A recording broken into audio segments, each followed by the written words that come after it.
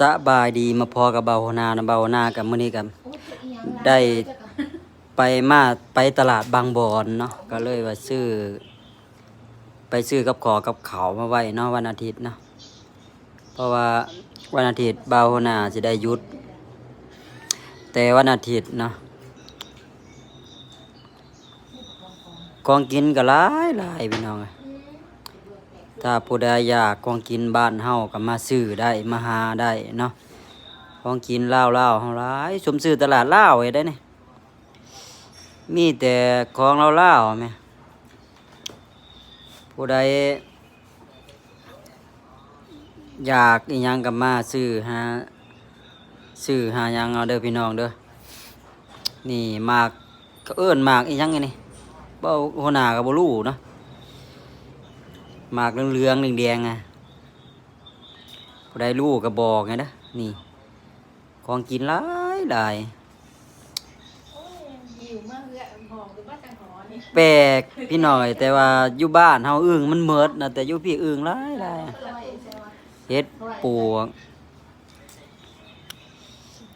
นี่เบิ่งเอาพี่น้องอึ่งก็มีปูปลาหน้าน้ำก็หลายโดยเฉพาะกบเขียดย่ามนี่โอ้ยหลายเป็นตาสะออนกบเขียดโอ้เบิ่งหลายนี่นกอาหารป่าบ้านเฮาก็พะยากผู้ใดก็มาซื้อมาหาได้เนาะบ่แต่เบ้าหัวหน้าก็ซื้อหนูไปเฮ็ดกินอาทิตย์ที่แล้วก็แซ่บเด้พี่น้องมาเฮ็ดผัดเผ็ดเนาะโอ้ยอย่างแซ่บเลยอาทิตย์นี้บ่หัวหน้าก็บ่ได้ซื้อมาเนาะแต่ว่าหัวหน้าก็ซื้อมาหลายเนาะบทเลือสำหรับผู้ใดก็อยากกำมาแวะมาหาในตลาดบางบอนหรือว่าตลาดสิริไซคนอื่นคนไทยก็เอิ้นเนาะ